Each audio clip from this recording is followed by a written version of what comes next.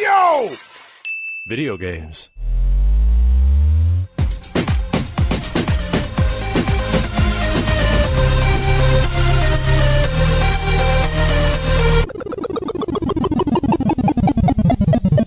What up, dudes, and welcome back to the YoVideogames podcast. I'm Matt.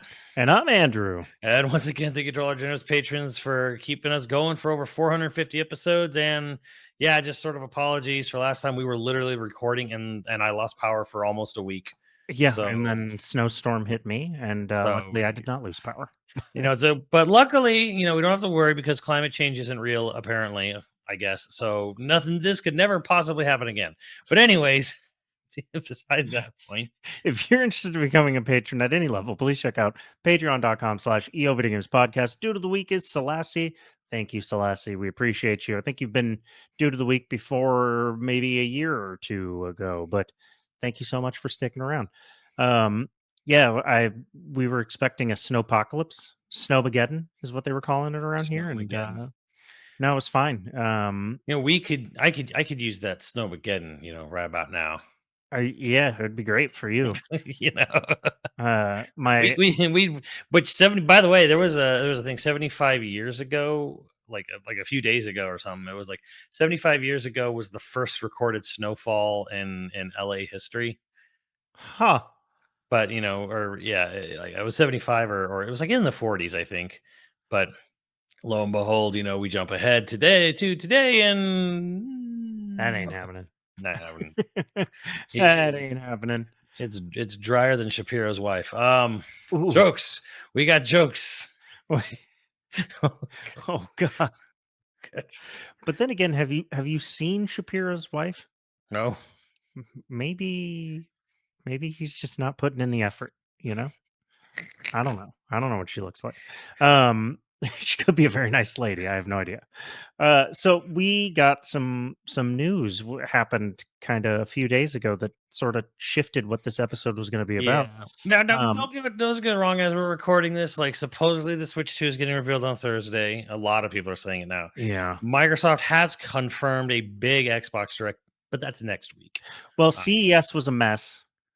This was a mess, super messy. If you were a third party manufacturer, well, and we have a buddy who handles marketing and some legal for that stuff, and so he was extremely busy with all that bullshit. He was I don't think he slept at all for that entire event. I do think that one thing that we can say definitely for sure is that the Switch is just, actually, no, the Switch 2 looks like what PlayStation Portable is going to look like.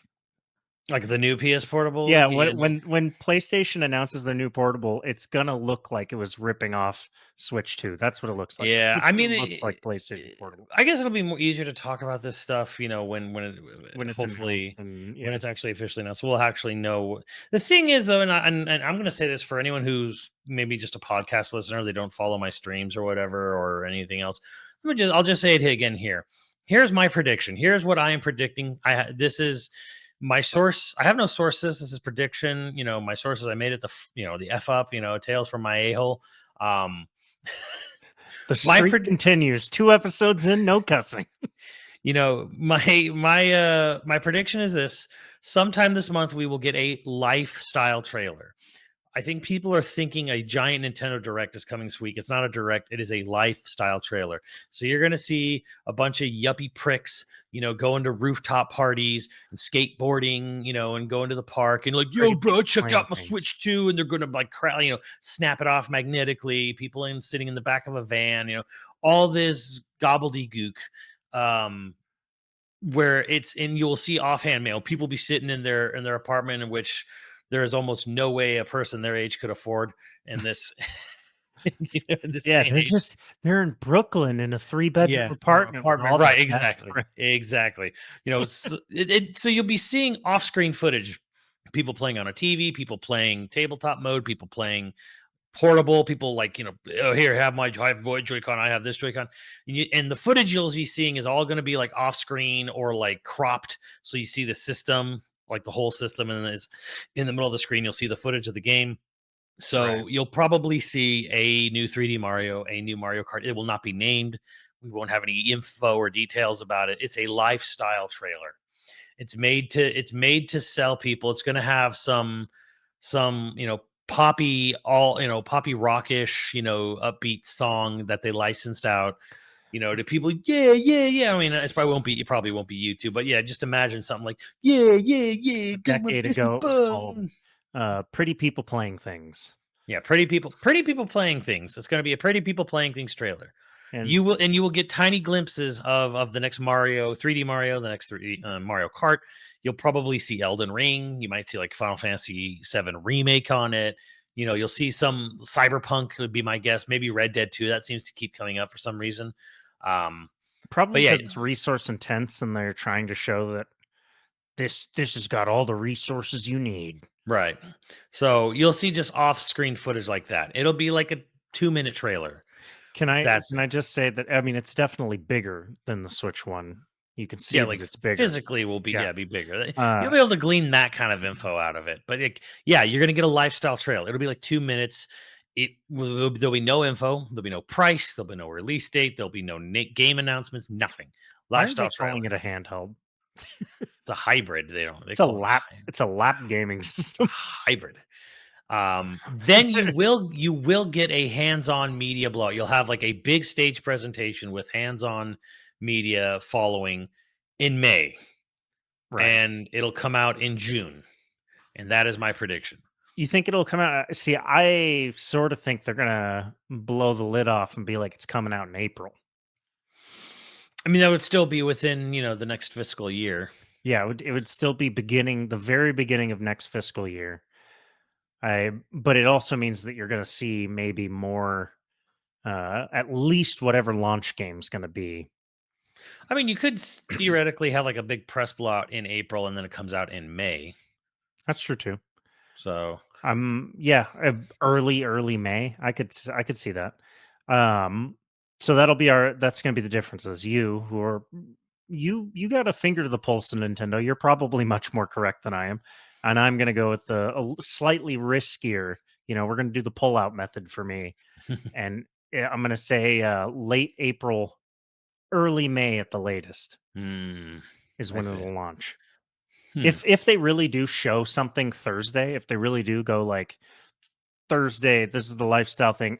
I think April is on the table because Well, this they is a will. setback, or this is like a pushback console, so Yeah. they might be more prepared than people are expecting them to be. Yeah.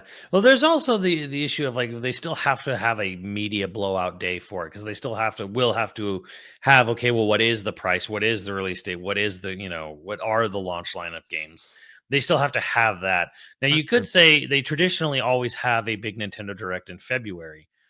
That could be what that is. That would kind of make sense, but also people are already saying that no, there will be a February direct and it's going to be a Switch 1 focused direct still because they're going to wait till after that to talk about Switch 2 stuff. Which I would be like, man, you are really just dragging the Switch all like, we are going to crawl to its 8th birthday. Who's saying that? Who's saying if this much has come out about it from CES and they really are going to do an announced trailer Thursday, which would be the 16th. So the It does seem a little weird even for them where it would be like, okay, here's the system. We'll show it on the 16th, right? And then 2-3 weeks later, we're gonna have a whole direct where we won't talk about it at all. Like because yeah, I then it's don't like see that. officially publicly known, like, hey, yes, we have a new system. By the way, here's a half-hour Nintendo Direct for games of the old system. And we're not gonna talk about them. We're not gonna talk about the new system. I'm not saying Nintendo wouldn't do it. I don't think that's likely. I think if they're going to do a February direct, which yeah, they do every year pretty much, it's going to be about Switch 2 unless they haven't actually announced it yet. If they're Hmm. radio silent, or maybe that's the direct that they announce it at, but um, yeah, no, I don't I have a hard time believing that they're going to spend the money to keep pushing a system. Yeah, I just think like, cat's out of the bag, or Pandora's box is open, whatever your historical, answer the metaphor you prefer. But it's like once you've done that, you've already kind of like Hmm. they've already had to say like every single time they have a direct last year it was there will be no Switch 2 talk at this thing, like there will be no, and that was only because the president publicly acknowledged it in a shareholder meeting, so they had to follow up every single tweet with there will be no Switch 2 announcements at this Nintendo Direct all last year. I I think maybe this will be the year they don't have to do that. I don't know. Hmm. Well, It's it's weird, and again, exciting. it's old and it's a tired system. Who are they selling the system to at this point? And then, obviously, it's not about selling the system; it's about selling the software. But like, I already have seen many people, and I feel kind of bad because I don't think this is going to happen. But a lot of people are like, "Oh yeah, I can't wait! I can't wait to play Xenoblade X Definitive on the Switch 2, with the upscaling." And I'm like, a lot of people are either going to buy it and then wait to play it on Switch 2 or just wait to buy it on Switch 2. And I'm like, I don't know that the Switch 2 is going to just magically make games run better. Like the games need to have uncapped frame rates, and they need to basically be patched and programmed in to recognize, oh, well, you're on other hardware, bump the resolution. I don't see that happening for many. I see that maybe happening for Zelda, but like I don't think I don't I do like I think right now the narrative I see a lot is like people keep expecting the Switch 2 is going to run games prettier and better on Even for existing Switch Switch for One game. existing Switch 1 games. It's going to run them prettier and better. And I'm like, no, no, it probably won't. Unless they think that AI upscaling is gonna work on the fly without any pre-programming, but I don't think that's how it works. Yeah, I just I'm mm, not I don't know enough about how the upscaling works to say whether or not it just does it automatically. Like, I don't think it's a passive process. yeah. Like, yes, they're using AI to do it, but that it's not on the fly to Yeah, implement and there's going to this. be like frame generation stuff in there, or like texture AI upscaling on the fly or whatever. But I I don't know. It's just I would not get my hopes up for a lot of stuff being, oh, it's going to run games at higher res and higher frame rate. No, it probably won't. Probably won't, because someone has to go back. Someone will have to go back in and patch that in. So that's like maybe for Tears of the Kingdom, maybe you For know. Mario Odyssey, maybe. I doubt it. That game's a 7-year-old game now. It's still going to be Mario 8 this Kart. year. For That game's a decade old too. yeah, but they'll do it to sell more Mario Karts. Well, the thing is, I don't think they're going to necessarily, because I think they're going to want to try to sell you Mario Kart 9. Yeah, no, I mean, it's likely they're gonna launch with a Mario Kart, right? I think we talked about that before. It's Um, either 3D Mario or Mario Kart, one or the other. Then the other is the fall game. yeah, that'll be this is one of the more exciting times, I think, because the last couple of years, there's been excitement. I'm not saying like, oh, it's been so dead and boring the last couple Mhm. of years, but there hasn't been like a real like anticipatory Yeah. season. Like there hasn't been anything like truly like, oh, I wonder what they're gonna do.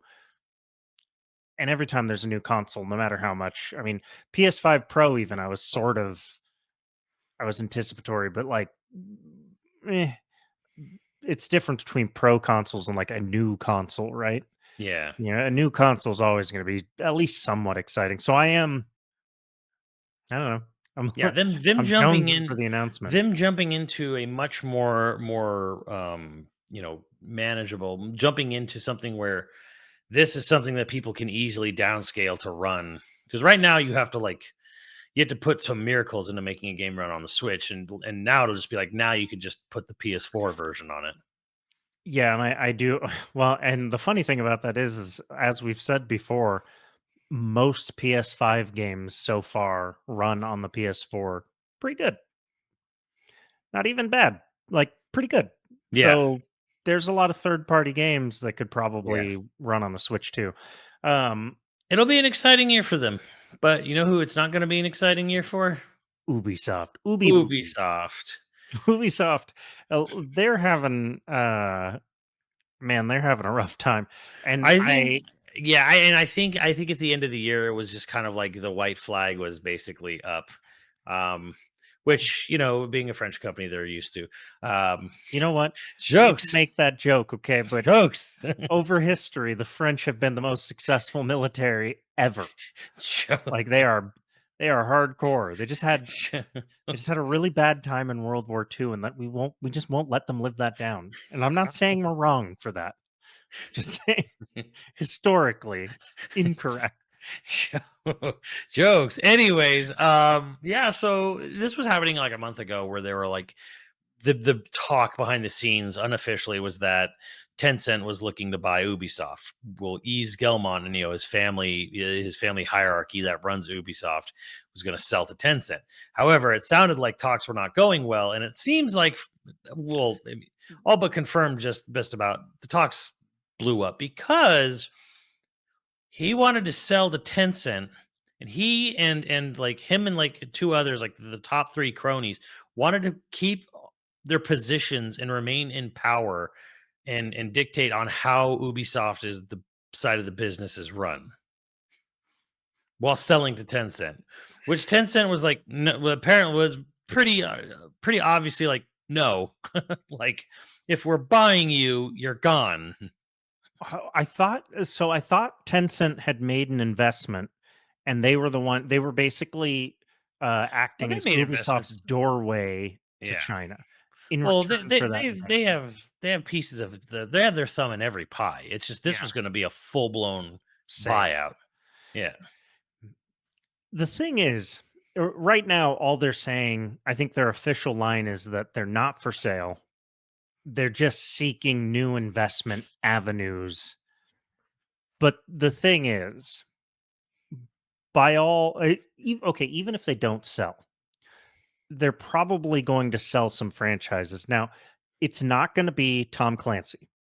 They're not going to sell any of the Tom Clancy stuff. They've got the rights to that out the gate. I don't think they're going to sell any Tom Clancy stuff, mostly because I think all their most popular stuff is Tom Clancy. I mean, The Division didn't Yeah. do great, Well, but I mean, like they're practically living off of Rainbow Six Rainbow Siege Six Siege right now. Yeah. and Rainbow Six Siege is still good. It's a good game, but it's how many years old now? Splinter Cell, they had the VR game that they canceled. I don't think Splinter Cell's coming back for a good long while, but it could. That could make a comeback. That could be a way that they could, bring back some revenue. Reboot Splinter Cell. I don't know that they will, but they Yeah, could. and this comes from Jason Schreier straight up, and he said Assassin's Creed Shadows is delayed again now to March 20th. Ubisoft says as the company pursues, and this is what the company said, like this is their statement. We are pursuing various transformational, strategic, and capitalistic options to extract the best value for stakeholders. And then he said, i.e., looking for a potential sale.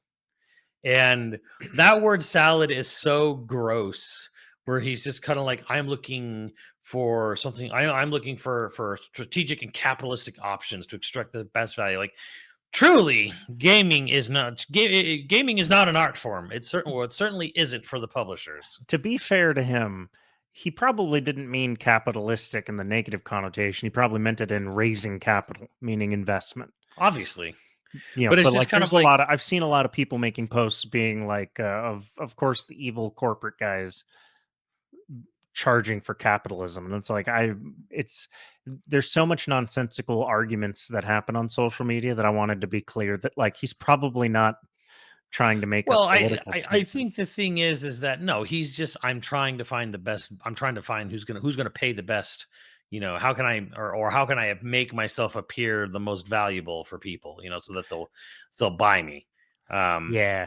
I so I think that Assassin's Creed, one of the reasons that they pushed it back is because they're trying to find a window where there's no competition, and Assassin's Creed will make them a boatload of money, and that'll probably be when they try to say they're worth however much they're worth, hmm. after making a boatload of Assassin's Creed money.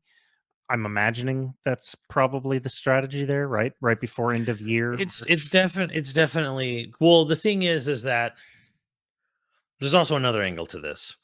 Maybe they're delaying it because they want to sell it as fast as they can because it makes a more attractive thing where it's like if I sell you the company now, you're going to get that Assassin's Creed money right away. Yeah, yeah, yeah. I could see that. I could definitely see You that. know, whereas like, if the reason why certain companies when THQ shut down didn't get bought was because they were the farthest away from releasing a product. So So instead, they got shut down. they just got Yeah. shut down. Yeah. So maybe he's just looking for like, okay, I got this really big, hot, anticipated game coming out. You definitely want to Hmm. buy me now. Um, so that could be the other angle of it as well. You'd think they have a bunch of IP that I would say is valuable. Uh, they could piecemeal sell off IP to try and save the rest of the body, basically. The Um, saddest, yeah, and kind of the saddest thing about all this too is that when these companies are getting to like this sort of end of the road, end of the life thing, which we have actually seen before, it's because they've more or less squandered away all their IP. They just kind of like right. left it to die. So nothing was like nurtured or kept going or whatever. Isn't this And kind of what happened to Midway? yeah, That's kind of what happened to Midway. I mean, a little bit. sort The of thing is Atari though, too. yeah, well, yeah, also Midway, I feel they were actually kind of trying at the end there, because they had games like The Suffering and Psyops and they had Right. they had Mortal Kombat, Deadly Alliance and Deception and Armageddon and stuff. So it's like they had some stuff, but like by the time they had gotten to the launch of the 360, it just wasn't enough. They weren't like the problem is that if anything, it was kind of the way it is, which is people are not going to be happy with me for saying this, but like Midway was a great, fun, goofy arcade publisher. When it Right. came time to spending $50 for a full on video game, um, most of what Midway pumped out wasn't of the same quality as first party or Konami or Capcom or even Right. Namco. So it's kind of like the problem was is your games just were like, which is almost mean to say because again, I do think games like The Suffering were actually pretty good. And Psyops definitely had its fans, but like it was just with EA, Activision, Ubisoft was killing it during the PS2 era. Just yeah, Midway just kind of like Midway couldn't compete. That was kind of like Midway's biggest problem. I think that's something that we don't, even if they're a behemoth, companies grow long in the tooth and die. Yeah. Like, it's not usually a publisher. It's usually a developer that gets a little too old and then gets eaten up or dies. But I mean, sort of the same thing is happening to Activision, which is why Activision sold when it did. I mean, they were kind of running out of road. They had Call of Duty, great, but like it was almost like they were out of ideas. Yeah, they were kind of sort of barely doing stuff with Crash Yeah, they were still and profitable. yeah, I mean they sold off Bungie, so they didn't have Destiny anymore. They got, they had burned Guitar Hero into the ground, they burned Skylanders into the ground, they burned Tony Hawk into the ground, even though people like the reboot I mean, or the remake. amazing how much there's so many companies sitting on such like gold mines of IP and doing nothing with it. And I Yeah. wonder, I would love to see, they have to do testing on this stuff. It can't seriously be just as simple as like no one in a meeting has been like, what about Tony Hawk? Somebody has to have done testing and been like, it's actually not all There that. was a really weird thing that came out when Activision did sell that Bobby said, "Oh, I had all these plans. I have all these ideas. I want to bring Guitar Hero back. I want to bring these games back." And it's like, really, really, dude, like, you suddenly now you want to bring back all these beloved IPs as you're selling? Like what? Yeah, I It don't. almost sounded like, yeah, I want to go out the hero, even though you are very much the villain. Well, it's also just like that could also be rhetoric to basically try and get one last surge of like we're actually worth more because look at all this stuff we were Yeah, definitely going to do. yeah, yeah, yeah. Um, I don't know that for sure. That's speculating, but still, um, I'm trying to think of like what is the most profitable non Tom Clancy non-Assassin's Creed. Non-Assassin's Creed. Because Assassin's Creed would be the obvious, right? Sell off Assassin's Creed, the rest of the ship keeps going for, I don't even know who would Yeah, I necessarily don't I buy. don't think they make them anymore, but Just Dance used to bring in a pretty penny for a while, you know? Yeah, Just Dance probably. Bro, Well, they were making Wii versions of that game, like, they made more they ended up supporting the Wii more longer than the Wii U for Just Dance. right, the Connect version on Xbox One, maybe I think was the last one that I saw. Was that a Just Dance? Um, yeah, that one. People at parties that we'd go to always had that shit going. 24 minutes in, my first cuss of the year. Hmm. I'm so I learned from the last episode, bleeping, nah, that's not the thing. I'm just gonna go to silence. It'll just be like little pops of silence when I'm Yeah, I because don't it's fine, we're long past the point where we have to worry about that. it's one of those things, just like a resolution. I just want to try. I just want to see if we could do it. I grew up in a Nah, family of fuck contractors and yeah, fuck that. I'm gonna Steve Buscemi on you and just be like, fuck all that." um I I lost my train of thought. No, So, they I gotta mean, have. well, it kind your answer to your question is what year is it? So, if you were asking this 20 years no, not 20, but almost 20 years ago, like 18, 17 years ago, what's their most popular Splinter Cell. That's certainly not true now. Well, no, Uh, because they sort of drove it into the ground and then left it there and like to die. yeah. Um, Splinter Cell could come, like, could do. There is market space for that type Mhm. of game. I don't think you necessarily need to bring back Sam Shepard. Sam Shepard, right? Isn't that I think no? that was his name. Is that his name, or is that an actor? Sam Sam. Shepard might be the actor that I think No, died. Michael Ironside voiced, Right. uh But the point is that character doesn't necessarily need to come back. But that isn't that the style of Mass Effect game, character? Lieutenant Shepard, yeah, or Commander Shepard, yeah, that's. I don't know why I'm blanking on the Splinter Cell guy, Whatever, Michael Ironside. but there's no way they sell off Tom Clancy. They won't sell off one single part of Tom Clancy, and they paid so much money for the Tom Clancy. Yeah, which is probably why it would have to be like the whole company's gotta go with it, you know? Right. It would. I don't know anybody that would pay the money they'd want for Tom Clancy and then just not. The thing is that the most obvious thing would be like, hey, Embracer would buy Assassin's Creed, except Embracer's done nothing but make bad business decisions, and I don't think they have any more capital to buy anything. And the other thing too is that pretty much nothing from Embracer that they've bought has panned out. Like Yeah. not even Tomb Raider. And my God, are they trying to make Tomb Raider still a thing? But Okay, so let's say they did put Assassin's Creed on the block. Who buys them, and why is it Sony? hmm. It's Sony, No, right? Sony's I honestly, I wouldn't be surprised to see Microsoft maybe try. But the thing is, Microsoft's probably still scared after spending, the money on Activision well, and that's what I all was the thinking. scrutiny. I sort of don't think Microsoft spends any big money for the foreseeable future, not Yeah. on buying or on acquisitions. Here's the problem, though, is that Assassin's Creed games are made by like 1,000 developers spread all over the world. Right. That's the problem with Assassin's Creed. So I think if we want to like to make the episode more fun, we got to drop logistics. We have to drop Right. logistics and reality a bit here, and just be like, all right, let's just have fun with this. Who do we want to see? Who would we want to see an IP go to? Regardless of like, who's gonna make it, who's gonna like, because I'm always doing that. All right, like I'm gonna like pull myself away from being the Grinch here a bit and just be like, who do I want to see take this IP and do something with it? And I think that's just more fun. So I could get down with a CD Project Red Assassin's Creed. sure. I could. Um, I could also get down with a Ninja Theory. Assassin's Creed.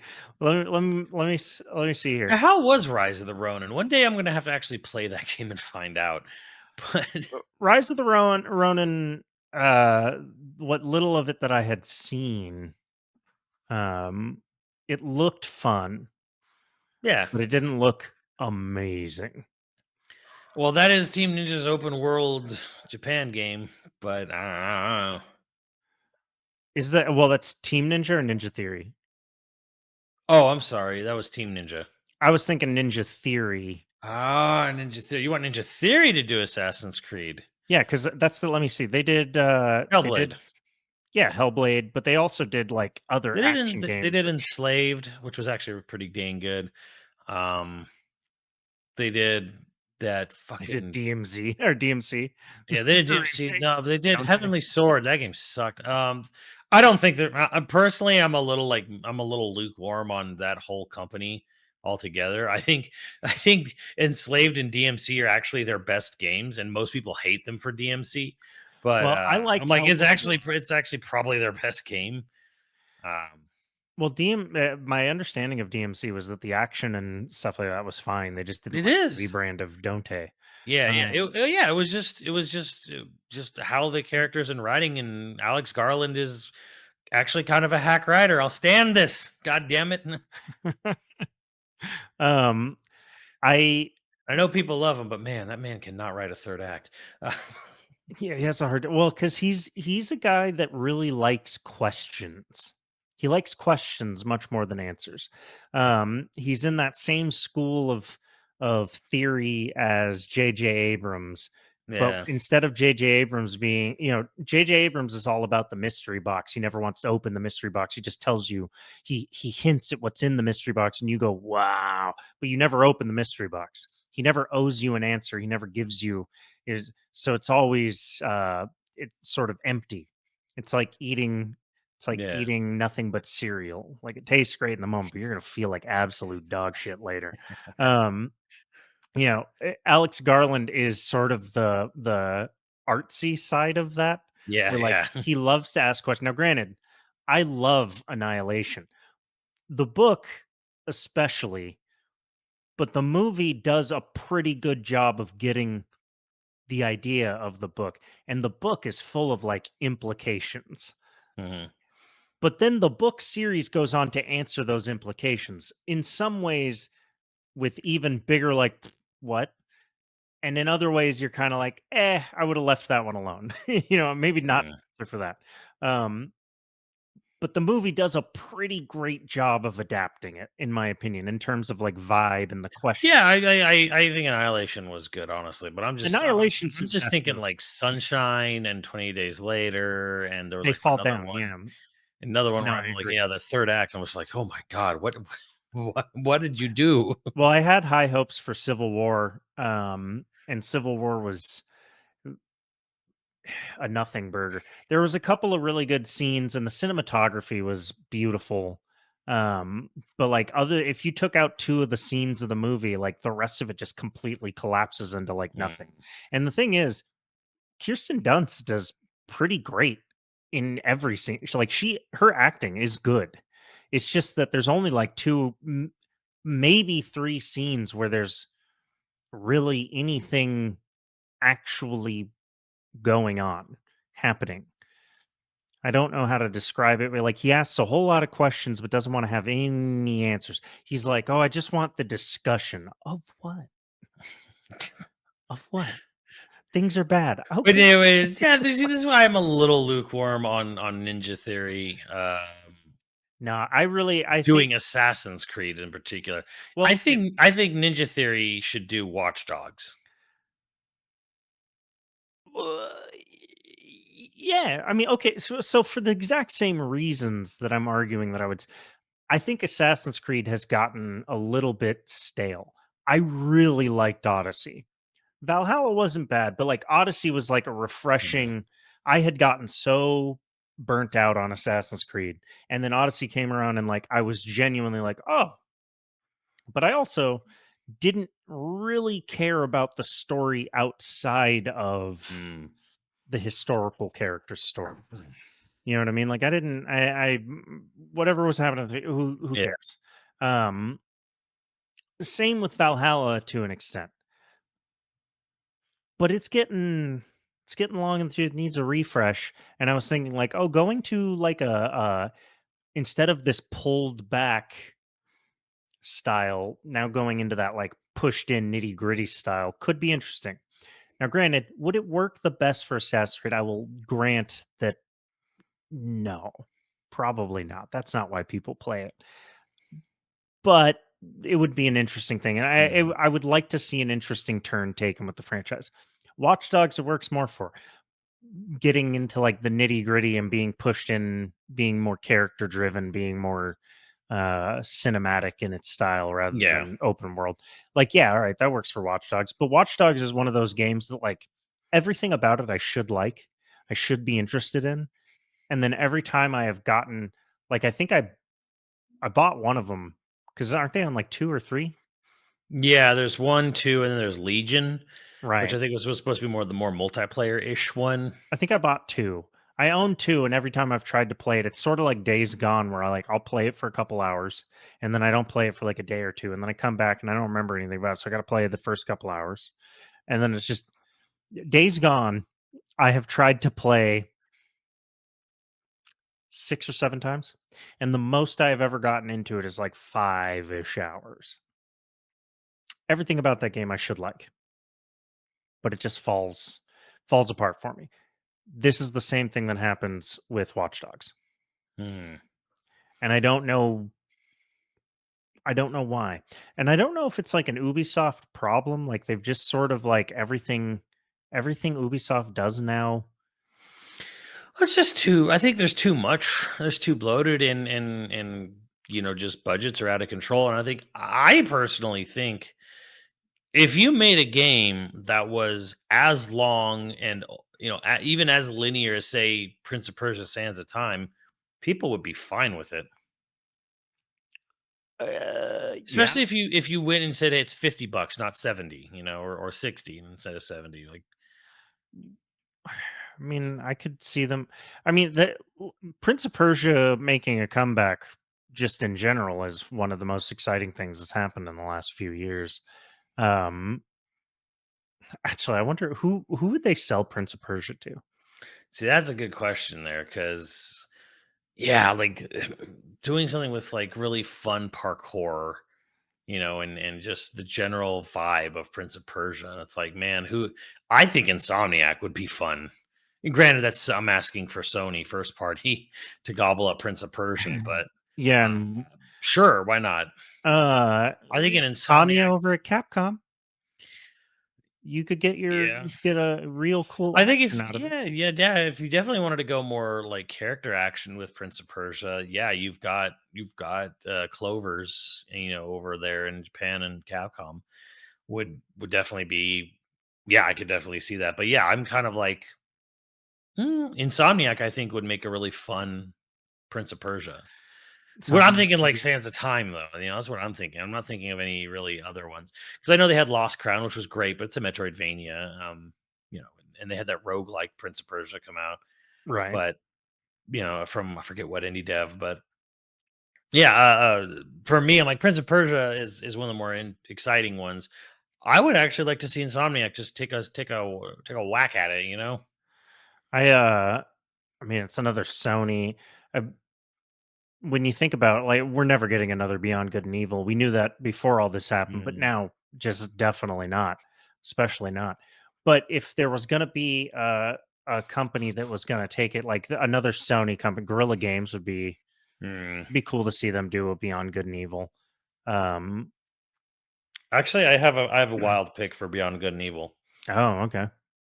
Sega, the Ryu ga Gotoku, the Yakuza devs. Yeah. Kind of like going wild with a Beyond Good and Evil because Beyond Good and Evil is a game that is at least the initial one is you're supposed to be doing a lot of sneaking around, doing a lot of spy stuff, and they made a whole game series, Judgment and Lost Judgment, on being a cop, in Hmm. Kamurocho or whatever. So I'm just like, well, what if after playing Yakuza 8 or something like that, I'm like, what if the Like a Dragon people. What if Sega took a stab at Beyond Good and Evil? I mean, as we've seen from their freaking like No, a I can see pirate that. game next month, and it's like, yeah, they could even do the sailing around, the ocean part. Like, I could totally see that. Yeah. Yeah, yeah, I would my be super down with that.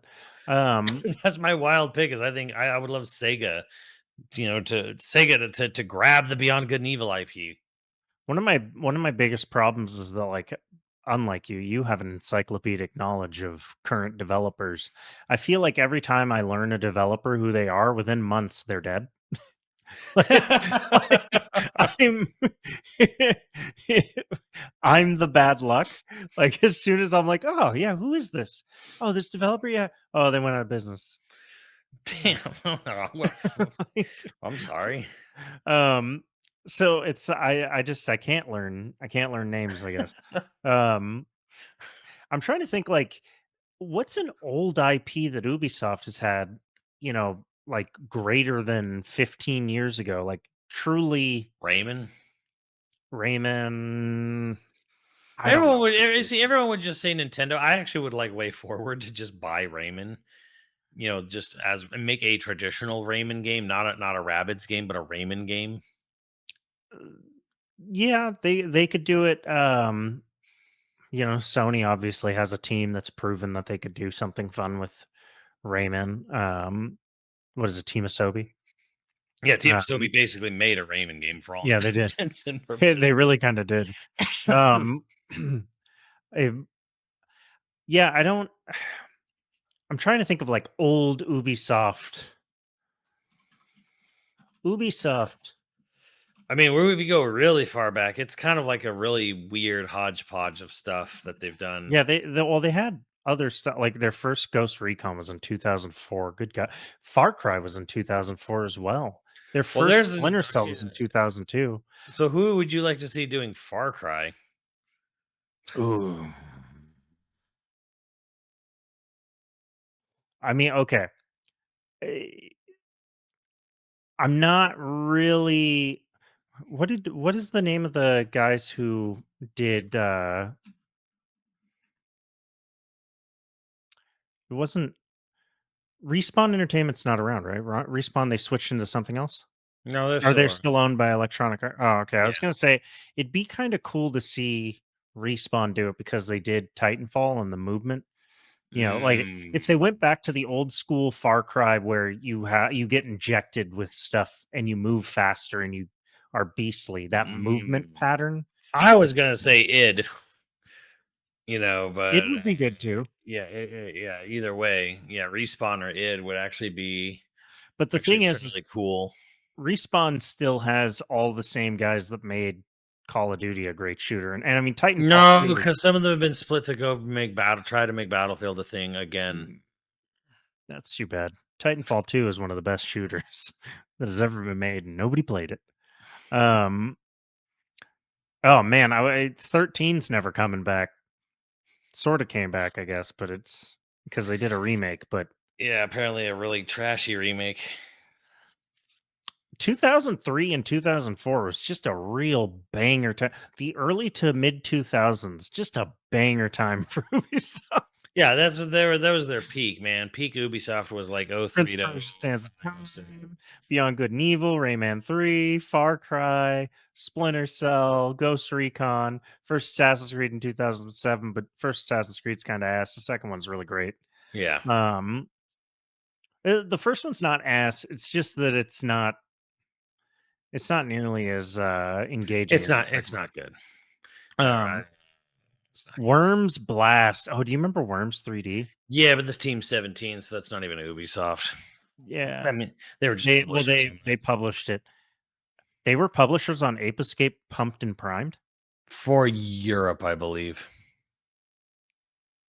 Yeah, you're right. Yeah. Yeah, there was a time where they would be like the oddball European publisher for Oh no, they something. published it for North America. They were the Ah, huh. well, they published the first PC versions of Devil May Cry 3 and Resident Evil 4. So That's right. Oh yeah, they have Sherlock Holmes, the case of the silver earring in 2004. Everybody remembers Sherlock Holmes, the case of the silver earring. yeah, so Trash. Um, yeah, I don't know. There's like really great Brothers in Arms.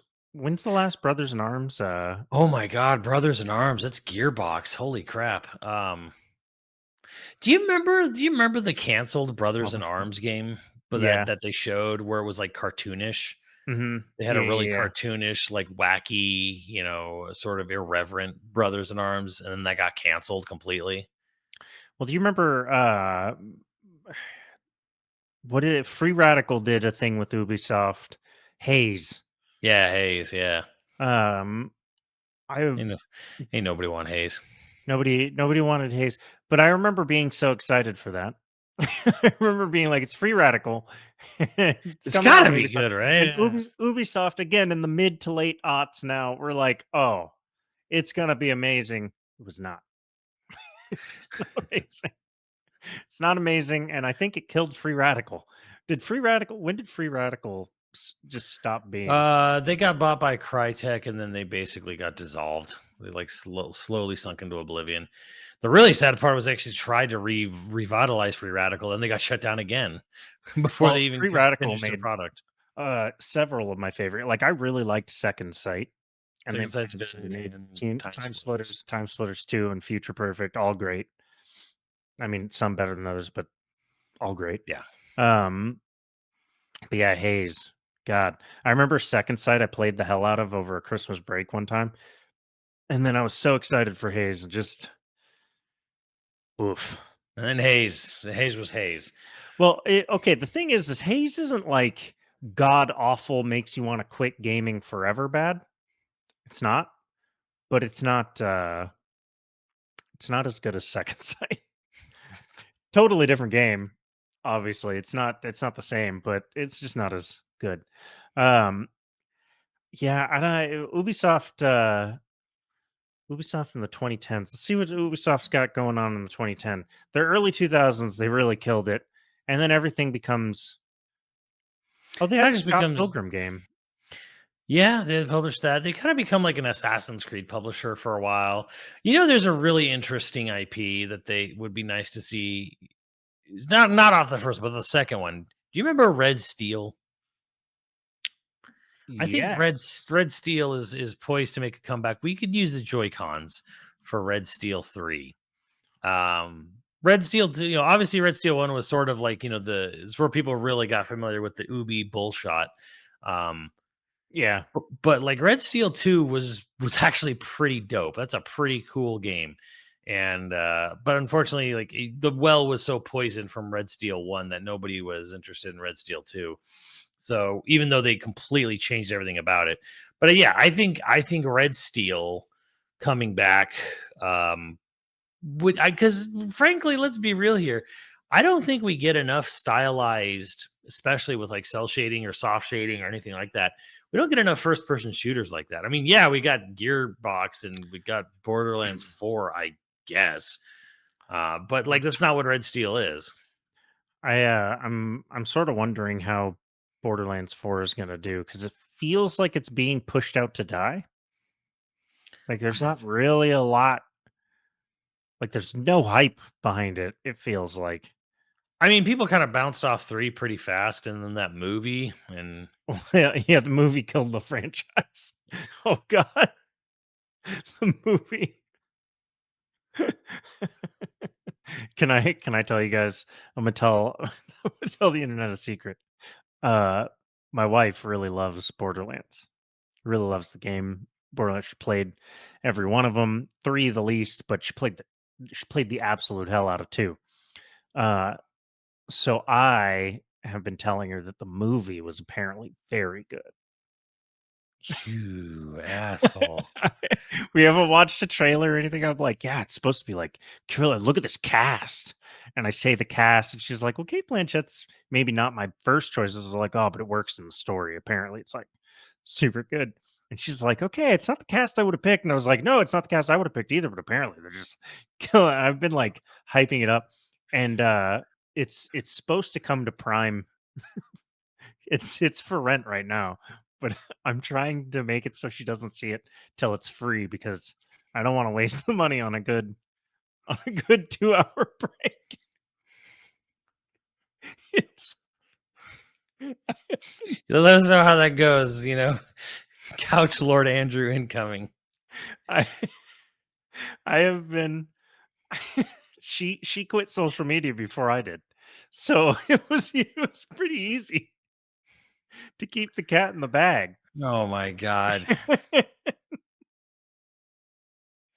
And the best part is I'm telling the internet, and none of you can be heroes because none of you. She doesn't have social media anymore, so nobody can ruin it for me. So much to stop Amazing. you. So much to stop you. But Red Steel, I don't know who should make it. Who would make a fun, quirky Tango? Tango should make Red Steel 3. There Well, you I go. mean, depending on who's left there, but Tango would be. Yeah. Yeah. I imagine they're also gonna go hiring, people as well. That's true. Yeah, I'm wondering.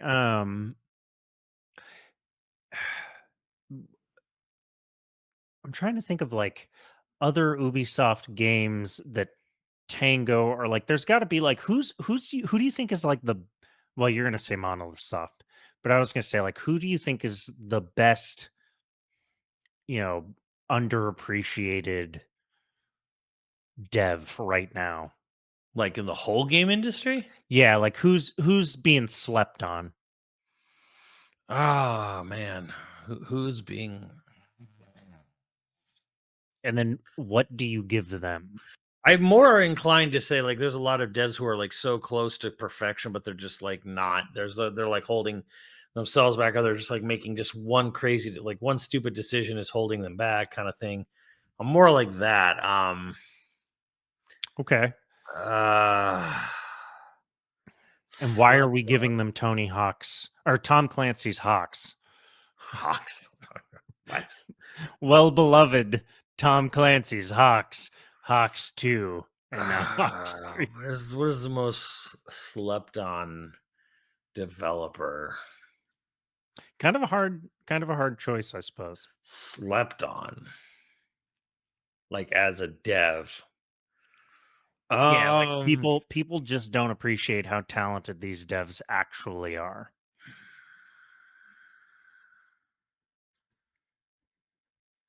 there's a number of myriad of choices out there, but I don't know if any of them would be a good fit for Ubisoft necessarily.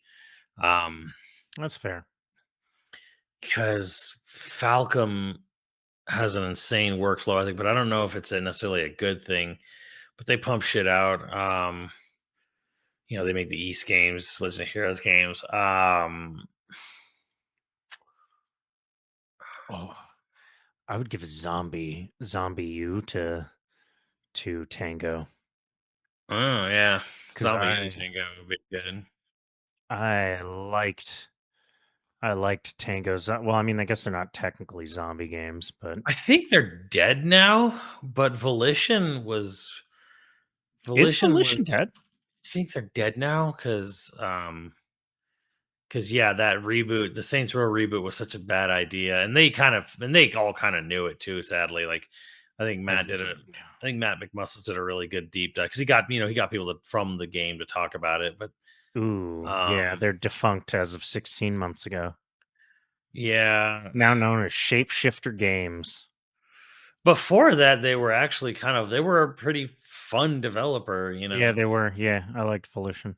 Um, I'll say this: this is an oddball one. This is kind of like a caveat, if you will. I think a really slept on developer, personally, um, right now, he didn't used to be, obviously, is Rare. Um, but again, I Yeah. don't know if they're slept on or they're just. I think it's less slept on and more just. I don't think they're being used. I mean, Everwild's going through some shit apparently, but um, getting Rare out of the era of Don Matrick and kind of letting Rare do what they want to do. Rare got to make the game, Greg Mayles always wanted to make, which was Sea of Thieves, and that has done nothing but work wonders for them, right? Right. So it's kind of like, I think if you would just let Rare be Rare, even though it's a very different company now. Well, that's been sort of the problem for Rare since the beginning is nobody ever wants to let Rare be Rare. But Yeah.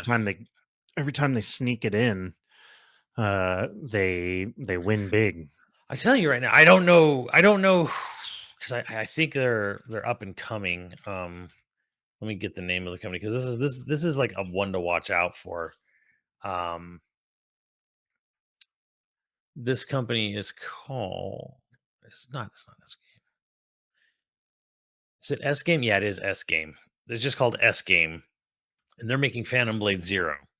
And these devs got a really good head on their shoulders. They have a really good understanding of what it is they want to make, and how they want to make it and do all that. I don't know what they did before because I think they came from like mobile stuff or whatever. Mm. But Sort of surprising that they have this good a what project management is that why you're thinking they have good head on their shoulders? Are they well, just because like they know, like creatively yeah, they just like okay, like it was really weird because we saw this teaser trailer for the game, and me and Max immediately called bullshit on it. Said that's not even real. That's not a real trailer. And then it was at SGF, and we actually got to go hands on and play it. And we're like, hey, whoa, this is real. And then the director himself was just there to hands on to talk about it and stuff, and kind of like Mm. you know straight up like what like I'm making this game because I'm tired of people not making this game. He was like, I got tired of waiting for Metal Gear Rising 2. So so it was like Okay. I just I and he's like, yeah, I know a lot of people like look at our game and think one thing. He's like, but it's really not, and hopefully I can get more people to understand that as like as time goes on, we get closer to launch or whatever. Where are um they based? S game. Beijing. Huh. They're from Beijing, actually. um but yeah, they're definitely very good. Trying to think of other slept on. It's kind I hope to see. I who is slept on their first party, and I don't know if they'll ever be out of the jail that is now Luigi's Mansion. But Next Level Games is fantastic. Granted, yeah, that Mario Strikers Switch game was a little kind of Rough. rushed, and but the thing is that Punch Out Wii and Luigi's Mansion 3, like those are really good games. Um, they're kind of slept on a little bit. I don't think people realize how good they could be. And I think honestly, I think Sony Bend could be slept on as well. I mean, I know you said you can't get through Days Gone, but it's like, Siphon Filter to eventually getting up to Days Gone, and then the a-hole who directed, Days Gone's gone. His days are gone at that studio. So, Well, the thing is like everything about Days Gone, I should dig. yeah. Everything about it. I don't know what it is. Like it's not I'm not even sure if it's the fault of the game or if it's just because now I'm at that age where like I can't put 100 hours into a game, I Right. guess. That's I a don't lot know of what it people, is. though, to Like be fair. I'm not no, the thing is I'm genuinely like I'm not trying to shit all over the game because like everything about it, seeing it, I'm like, yes, I'm in. Mhm. This is right. And I get a certain amount of it might just be that I don't like any of the characters particularly. Yeah, that's what a lot of people said, and that's what like kind of made the director look kind of become an ass.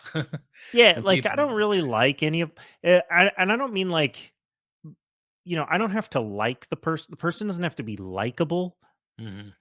but I mean like there's got to be a reason I care Uh, about the game. And most characters there's I just don't. there has to be some carrot on the stick, Yeah, and I don't know, I don't know, maybe slept on it. Here's a good slept on one, and I don't know if it's slept on because everyone who ever plays their games knows they're great, but they're fucking niche is niche. Vanillaware. Vanillaware. Yeah, Well, are, Vanillaware is super slept on. Um, they're based in Osaka. are they Osaka? I didn't know where. I knew it was Japan, but I didn't know it was Osaka specifically. Um, I huh. They did Yeah. like a merger, or No, there's they basically continue to barely exist because people actually like their games.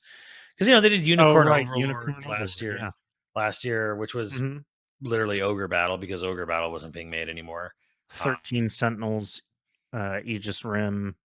yeah, and yeah, no Yeah, yeah, yeah. Sphere, Lethrasir, Dragon's Crown. Yeah. Yeah, Unicorn Overlord. Huh. They're a really good slept on. Yeah, but what Uh, would you give them from Ubisoft? what would I give them for movie? Child of Light. Nobody knows what that is. Child of what was that indie game that you played that you said like scratch the Resident Evil itch? Oh, Crow Country. Crow Country.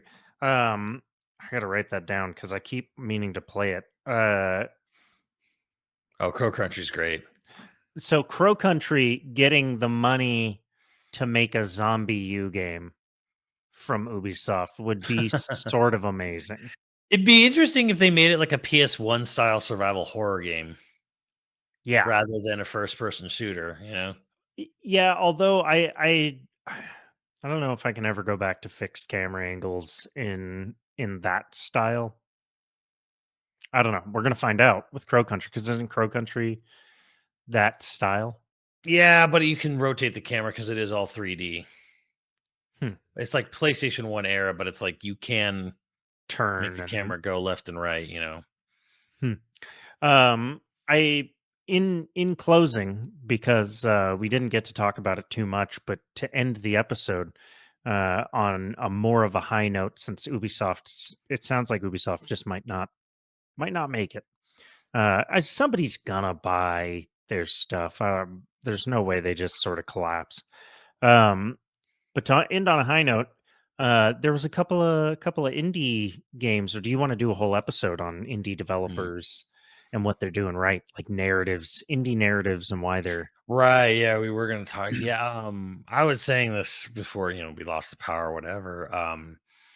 Narratives was picked up so heavily last year by indie games and especially at places like the Game Awards and other outlets. It was kind of shocking to see that two games in particular, Mouthwashing and Thousand Times Resist, were not nominated for narrative. I mean, obviously, I'm not going to expect anything for graphics or whatever, or even GOTY or whatever, but narrative, narratively speaking, um, both of those two indie games, Mouthwashing and Thousand Times Resist, shit all over every game narratively next that came out last year. Every majorly published game is not even in the same league as the writing of those two games in particular. Mouthwashing is one of the tightest scripts I've ever seen in a video game because it's like a 3 hour game or something. It's huh, about 3.5 hours, and it's very much of the vein of something like Alien, the first 2/3 of Sunshine, or 2001, even a little bit, not really so much 2001, but definitely more like Alien and Sunshine, and I forget what other what's the major. gameplay like? Is it just like It's graphic? first person walking around, PlayStation 1 era graphics. Oh, okay. Um, but the script is just really, really tight because I don't know, I can't really give too much away, but yeah, it's basically about your freighters on like a space freighter truck, Hmm. whatever, spaceship, low tech, thing, and you collide with like an asteroid on the way back, and then it's just the crew and you kind of like going through it from that point. Huh. And that's all that's and why is it called mouthwashing? It's not some weird crazy, you have to be 3 layers deep into the story. No, it's very obvious. You play it and you're like, oh, aha, aha. It's cute. That's cute. Mouthwashing. I mean, I've already told you, could probably guess from that description why it's called mouthwashing. um I genuinely can't. oh, good. Well, you'll find out and you'll just be like, oh, okay. It's like, oh, it's that Space, simple. It's space just that trucker simple. hits Yeah. asteroid. Hmm. Yeah. Okay. What are they trucking? Um Oh. So, um, that one's that's like just a super tight script, just a super great tight script, and you will not see the things coming. That's fantastic. And then I played Thousand Times Resist, which is a very, very, very long game, very long, very crazy. This is like sci-fi on top of sci-fi. This is like the giant tangled yarn ball of sci-fi plot lines, and So it's like a Gibson novel. I'm It's not like familiar. Neuromancer. It's basically what Matrix and several other You could go ideas are there, but totally ripped off of. it's closer to something like Arrival meets Fountain meets, Hmm. yeah, because I'll try to Nice. like the setup is very much like you play as the daughter of Hong Kong immigrants who fled to Canada during the protests and the riots, and then they have an estranged relationship with their daughter, and then an alien invasion occurs, kind of, and then but then like this virus spreads from it. We're kind of reverse War of the Worlds, and then the Okay. daughter runs away from home and willingly joins up with the government because they actually find out she has autoimmunity to whatever's causing people to bleed out their noses and die, or bleed out their face, all their face sockets and die. um, and then that's the start because it goes into thousands and thousands of years into the future, and all the things that entailed from that, and then her creating societies of herself based off just clones of herself, and then how all that went, goes to shit and goes to all these different places, and it is just the most wildest plot line. It just goes from there, and it's got like time. You have like these in sort of investigative time travel mechanics and loops where you can like cross between different points in time to get and it's all very artistic. Again, this is like Hmm. this is who's the guy who did Twin Peaks? David something or other. Lynch. Was it David Lynch? Um Whatever. Mulholland Drive, right? Yeah. Yeah, okay. That's David Lynch. David Lynch meets kind of like a Yoko Taro meets kind of like an Arrival style plot. Like it's Huh. got all that kind of like just, and it's very long form, and it is just a visual novel, but you get to walk around in 3D. You get to talk to people, and you get to basically do like deductions, and you do make choices, and that does affect the ending and stuff like that as well. Um, Interesting. so I narratively, it just shits all over all the other games, which again, I'm just like, I don't know how you IGN you could have someone review it. Obviously, you just paid a contractor, someone freelancer to just write a review for the game because you obviously didn't pay attention to this or didn't. I'm sure nobody well, cared or listened to anybody at the end of the year because it's a little tiny indie game. They had a celebratory. We sold 25,000 copies. They were so happy to sell that much, as an indie game. yeah, I mean, I think the indie games are more and more likely to become feeders to big devs.